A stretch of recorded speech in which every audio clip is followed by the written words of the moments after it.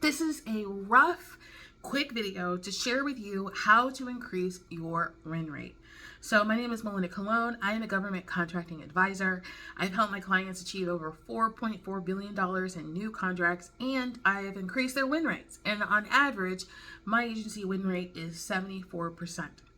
In this video, I'm going to share with you how you can increase your win rate and really increase your sales all at the same time. Imagine accomplishing your 5-year goal, revenue goal, in just 1 year. This is totally possible without burning out your team, without changing anything about your operations, your systems, nothing, because you're delivering on value on what you're already doing right now, but you're doing it for the government. When you're adding the government as a client, you are just adding them as a client. Now, a lot of people are afraid or worried about the red tape, the paperwork, things like that. But once you know, you know. I'm not going to say that there isn't any. I'm not going to say that it's not complicated a little bit at the beginning, but this is why people hire me, because I simplify all of the complicated. I take the red tape and I make it a string that's easily popped, because once you understand the process, it's just like riding a bike. It's something you don't even think you're doing anymore, and it becomes normal. After over a decade, I've helped clients achieve this success. Enterprise size, mid-range, and small businesses, all the same, because at the end of the day, it's about building relationship and awareness for your expertise. You want to be the authority in the marketplace. You want to be known as the greatest of greats, don't you? And if you do, then this video is for you. This is how you increase your win rate. I'm just going to give you the formula right now and keep this video as short as possible, just to kind of give your noggin something to think about for the next couple of days, so that you can come back, and if you have any questions, comment below. All right, let's get into this. So to increase your win rate, you're going to actually look at the first part of this formula is you want to look at your past performance or your experience delivering on the scope of work. Now, if you've never done business with the government, it's totally fine. Congratulations. This is going to be an easy journey for you if you have past experience. If your company has been in business for 5, 10, 20 years, right? Or above. If you have clients that love what you deliver, you have systems around how you deliver, if you have pricing structures that are formulated and intentional, right? So like you have an established business, this is going to increase your win rate above your competition. A lot of contractors are going out there and trying to win contracts without any business. And this is just like a route for failure. I'm telling you this because there are this thing called margins. And even though people are toting that they're making $50,000, $100,000, even $10 million on a contract, that margin is less than 10%. And so because they don't have a business yet, they're coming out of pocket, going straight into debt to like deliver on this specific service or product. And that's just not a good sense, in my opinion, of doing government contracts. If you already have a business, you're already providing services and goods to clients, then adding an additional client to the mix doesn't change anything, because you're already delivering on something. And it doesn't change the formula because you already know how to deliver it. You know your pricing, and you know how to deliver it with your pricing to a client. This is something that's very different.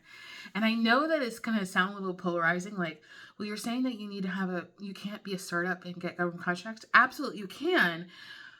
But it's going to be far few between, because your margins are going to be low and you're not going to be positioned to do the bigger contracts.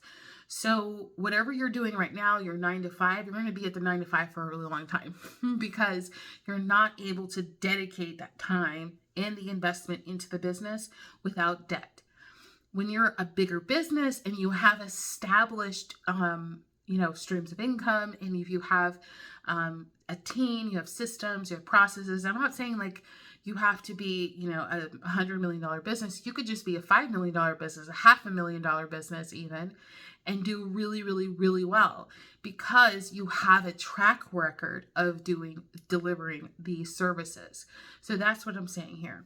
But let's get into the win rate. Like, how do you increase your win rate? Now, I shared with you in a minute ago how to do it one way, just having past performance. But you want to tailor your past performance. So you want to include it in a way that just speaks to the government client. And here's a way that you could do this. So there's a schedule of opportunities that go out. And you probably already have a business plan. Hopefully you do. When you're looking at your business plan, you're outlining specifically what you're accomplishing every single quarter, year, day, and minute of the day, right? You know what you're promoting, you know what you're selling, you know what your advertisement's doing, you know when you're launching, you know everything about what's going on in your business. And what you're doing is you're adding a layer to your existing business. So you're not changing anything. You're just adding a layer in your existing business, and from what I call the project opportunity matrix. You see all of the opportunities that are laid out for the next 12 months. And you could actually position like messaging, like advertising, social media posts, things like that are around what those opportunities are focused on. So let me give you an example. Say, for example, the RFP is for books. Like the government is looking to buy a specific book, 100 copies of this book, right? Just simple example for the sake of this video. 100 copies of this book. Now, typically, you're not advertising for books on a regular basis, but because you want to get this contract, you are considering incorporating books into your marketing and your messaging. So you look at, okay, the contract is coming out in 2 months, and you have this like kind of like an average of the date that it's going to come out. So during that time period, that little window of time, you are seeding posts, social media posts. You have a blog that goes out.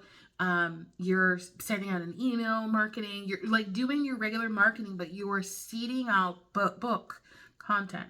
Like a lot of people forget the government clients are actually just regular people. Like they're the people that are in your supermarket. They're the people that are at your church. They're the people driving there next to you. They're in your neighborhood. Like they're everywhere because they're just regular people. So what you want to do is just leverage what you're already doing, but then position yourself as an expert in the thing that you're looking to sell to. This is going to work for any type of structure, deal structure. So if you're a prime or you're planning on becoming a prime for this opportunity, this works great. But even if you're a subcontractor, this is how you can get noticed and recognizable by the primes when you're a sub. Because when you approach them and you've already posted certain things about books, they're like, oh, you're a specialist in books. Well, we totally love that. And they'll reach out to you, or it'll be easier for you to gain their attention.